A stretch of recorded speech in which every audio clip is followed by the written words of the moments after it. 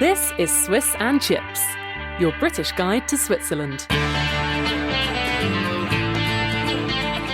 Hello and welcome to Swiss and Chips. I'm Joe. And I'm Simon. And today we're talking about how you can get that holiday vibe without leaving Switzerland. Woohoo! Fantastic. As we speak right now, we're wearing shorts and t-shirts and it's practically midnight. Yeah, no, really. Sitting in the dark. It's boiling outside. Yeah. Heat wave number 2. Yeah. But we thought with the temperatures going up and up this week, it's going to be over 30 degrees again. It's really the perfect time to enjoy Switzerland, to get to know a few places where you can kind of create the feeling of going on holiday, but without going too far from home. Well, great. So we actually explored some of the locations that the Swiss head to when they need a staycation. Staycation. Cool name. Is that the official name of staying at home? Or? Yeah, basically. Very good. It's what we say, you know, for when you have a vacation, but you stay. Is it not a at home? balconication? No, but I was amazed to hear that you also have a word for a staycation. Yeah. Balkonian. And can you explain that, please? Yeah, balconication. It's just auf Balkonien on the balcony. Oh, so holiday on your balcony. Yeah. Like it. Yeah. Okay, cool. But before we get into all this summer holiday at home business, we actually had something pretty exciting happen last week.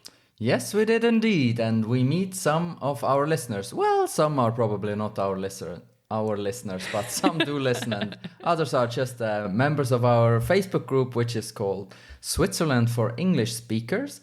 And we had our second meetup. Mm-hmm. And a few came and that was really cool. I had a really good time. Yeah, yes. That was a kind of a staycation feeling because it was really hot. We had super nice drinks outside and met loads of nice people. Yeah, so in case you are living in Switzerland or you are, want to come to Switzerland or you plan to come, then join our Facebook group, Switzerland for English Speakers.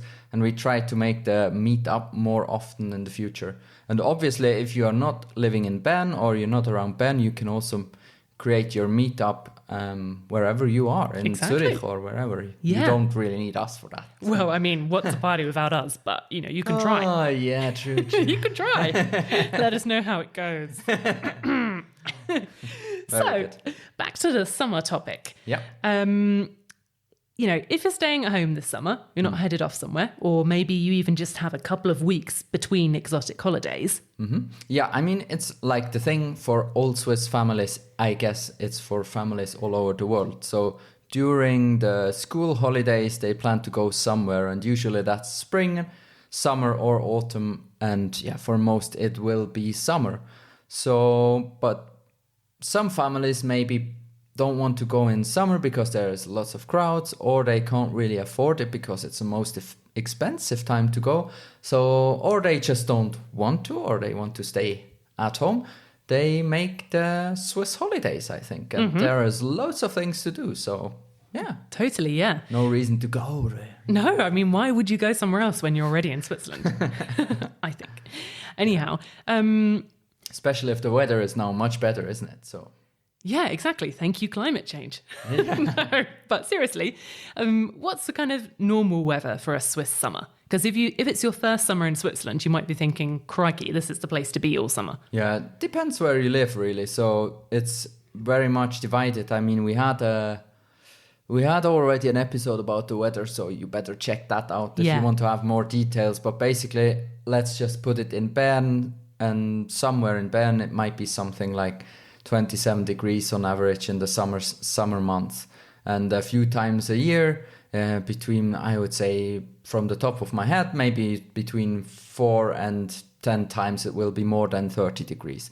It became much more recently in the recent years, like everywhere, I guess. Yeah, so totally.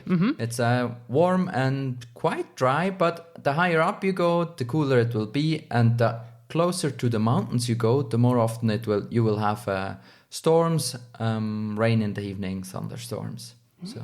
All right. God, did you have a previous career as a weatherman? No, but I think everyone in Switzerland knows that, especially if you grew up in the mountains. You know that, for example, if you go hiking or even climbing, then I was taught that in climbing, The B is a nom-B, so it's not climbing for every Swiss person who is listening. It's a climbing. Yeah. Top tip for the secret Swiss who are listening into this Swiss and Chips episode. Anyway, so if you grew up there and you go maybe climbing, so you must know that the weather can change really quickly in the mountains, and especially in the evening. So the clouds build very quickly and it starts to rain and can have pretty bad thunderstorms or strong rains. Okay, good. I mean, not to worry. So but take a rain jacket and a walkie-talkie if you're going that way. No, but obviously if you go climbing, you should know about this a little bit, or you take someone with you who knows it. Definitely. But otherwise it's just if you go higher up, chances a bit more likely that it rains once in a while in the evening. Yeah. And also, obviously, if it's getting too hot for you this week, the place to go is up. You can even find snow in Switzerland this time of year. Yeah, true. If you go looking for it. Exactly. And by the way, it's called a Sommergewitter. Ooh, a summer storm. Exactly. Nice. Okay. Yeah, so we have that quite often. Yeah, true. It's a hot day then in the evening. Which brings us on to our next point, the kind of activities that Swiss people are normally doing over the summer. I mean, we mentioned a few there. Yeah, I tried to bring in climbing again just to show how good we heard a little bit about climbing there. Yeah, very good. So some go hiking. Yeah, you thought I will say climbing, but I didn't. Ha! Is it more popular to go climbing in the summer than in the winter? Yeah. Or does it just depend how much of a challenge you like? Or is it really just a summer thing? Oh, it's basically a summer thing. Okay, good. You can tell I've never been climbing. In winter, you go more on ski tours or you go ice climbing. No, thank you. Okay, so for the people who prefer slightly safer activity, I would suggest hiking. Tons of that to be done. Yes. Maybe we even need a whole other episode for hiking in Switzerland. Yeah, or just walking. Yeah, go for a walk. To the swimming pool. Yeah, exactly. And read. Yeah. Swimming in lakes and rivers, I think that is the big summer activity because you can do it for free. Hello. Yeah. Free, you can do that. Well, not everywhere. Not everywhere, but you can. Yeah, lakes, rivers, and how are they called? Brooks? Like mountain rivers? Yeah, mountain streams or brooks. Yeah. So also if you go higher up and you see some kind of water thing, you can swim everywhere. It's everywhere clean, jump in. Except maybe it's a pond and smelly. Yeah, or there's some sort of dangerous thing up ahead.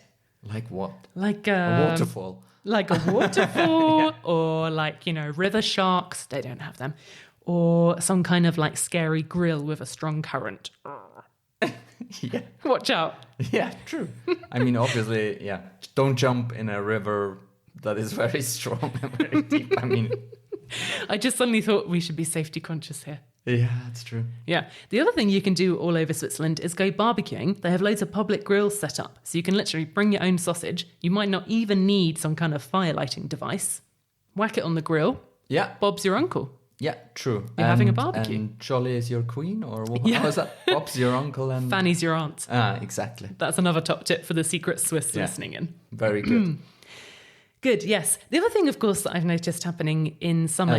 But for the grilling, I must add something. So Please. if you go up into the mountains, I think we also mentioned that someone, but just... It was the Swiss picnic episode. Oh, exactly. So one of our early ones, if you're looking for it. You find it on swissandchips.com. Just search for it and hopefully you'll find it.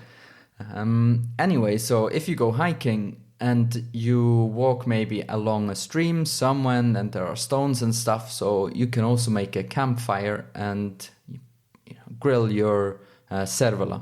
That's a big thing to do. Oh, to make your own fire just somewhere. Yeah, exactly. But yeah, obviously have a look when it's not too dry, Exactly. I think I got a weather warning today from the... Meteo Suisse. Yeah, from Meteo Suisse saying, watch out. It's a very commendable app and you see some warnings there. Exactly. Because if you are caught making a fire somewhere where there's a fire ban because it's extremely dry, you could get a fine. And they can find you because of the smoke. Exactly. They will find you. Yeah. Crikey, this is turning into a dangerous episode, isn't it? So the other thing that happens, if you're not into the great outdoors, I think a kind of cafe culture really comes alive in the summer and you totally notice it. Once the kind of warm evenings start, there are tons of like cafes and chairs and tables outside and people having drinks in the evening. It completely changes the face of a city, I think. Yeah, it's totally true. I think the one thing is the weather, and the other thing is also in summer the days are much longer.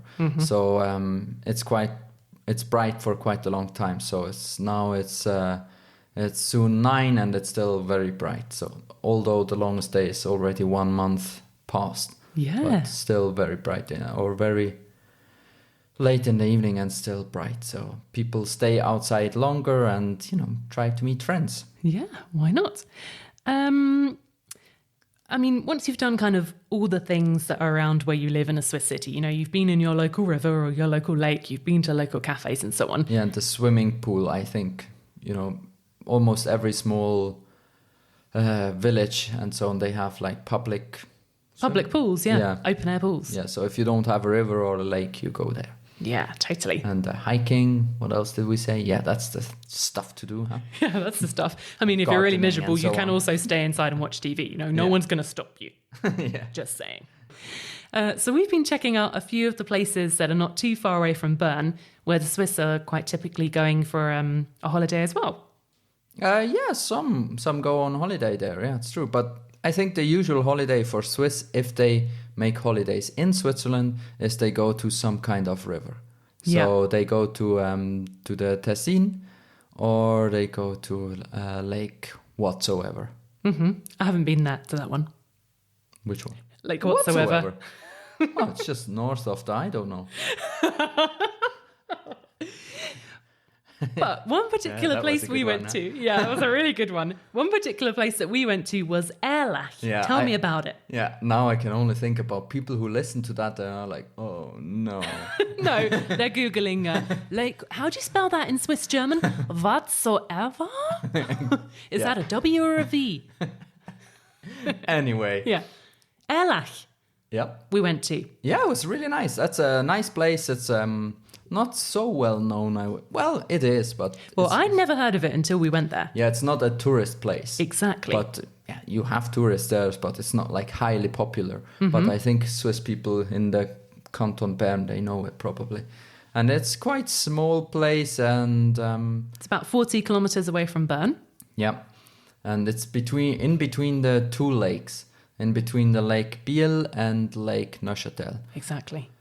And what I thought was quite nice was, as you said, there aren't many tourists there. Yeah. It's a really lovely kind of setting on the lake, a sweet little village, some like tiny, nice little shops. Yeah. But it kind of really struck me there weren't a lot of people there. But you can rent stand-up paddle boards, for example. There's some nice boats going around. It's just like a very peaceful, nice, quiet place. And you can even camp there as well.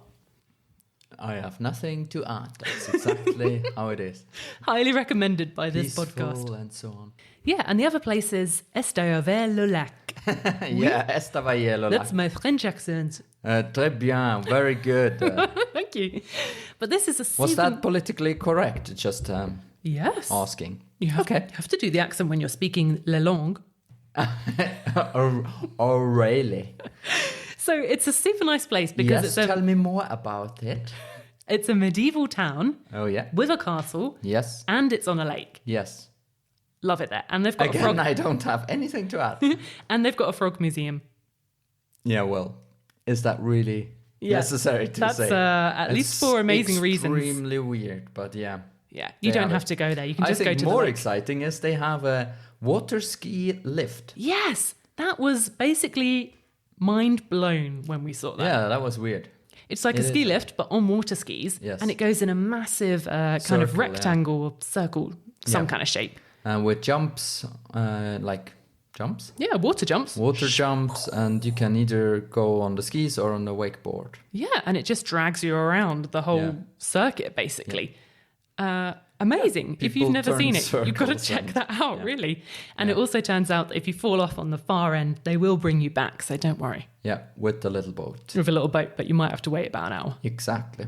Yeah, it's super cool. Yeah, it's cool. And like I said, I think if you rent a car, for example, for a day, or you go by train, it's always necessary to bring your swimming stuff, because everywhere you can dip in quickly, especially if it's so hot like it is now. And autumn will come soon enough, and then you can do other things. Yeah, like watch Netflix. No, don't say it. We'll make a whole episode about watching Netflix. Yeah, very so good. Yeah. If you've got any other suggestions about really cool summer day trips, particularly the ones that you think are a little bit unknown, please share them with us in our group, Switzerland for English speakers, because we'd all love to know about them. And we won't tell anyone else, we swear. Or if you have any questions also about Switzerland or this particular topic, also let us know in our Facebook group, or go to our website, write an email, write us on Twitter or wherever you want, and hope that you will tune in again in 2 weeks. Yay! Thanks for listening. Bye. Bye.